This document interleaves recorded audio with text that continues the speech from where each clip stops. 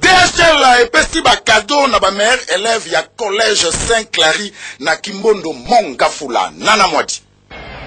DHL Express nzambe ya ba agence na cadre ya programme na ye oyo ba bengi Go Teach oyo eza pona kosunga ba élève ba étudiant na bana pona batanga malamu polobi bangonde bazali ba cadre topé avenir ya République démocratique du Congo yango wana lobi vendredi 15 février bakitaki en école Saint-Clary na Kimbondo na commune ya Mongafula elongo na déjà na bango monsieur Bernard Malaba Chenda na équipe ya IOS na pointe avec impact pays idéologie monsieur Franck Tombongo azwaki maloba alobaki na ba élève boy DHL Express aye ko pesa ba deux meilleurs élèves ya chaque classe ba cadeau pour aider ya ba oyo ba travailler kamala mute bazwa conscience ya ko bosser dur les deux meilleurs élèves ya ngope bazwa ki ba cadeau na bango kitoko baleka ki liboso na esengo nyoso kasi pona ko encourager pe ba professeur DHL Express boyebi asala kama sekite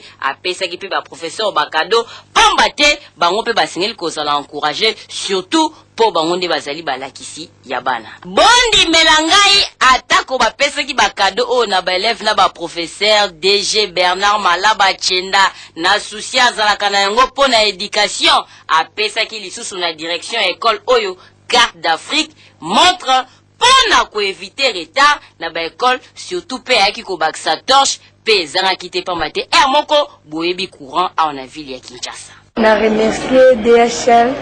ndenge ba choisir ba ya biso ya ba o ba sel ba point ya likolo nanga pe na beti 79 ya wana ba se plus nga pe na journée na nga lelo ya wana pisi bango merci nzamba pambola bango tozali na esengo na mbala ibale DHL a prometaki bana pe apesaki bango bakaye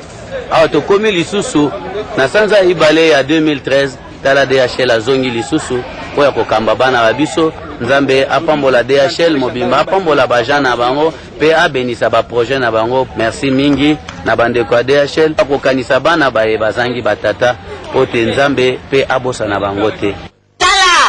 DHL Express oyo avandisa idéologie ya transaction ya ba courrier abandi le loté.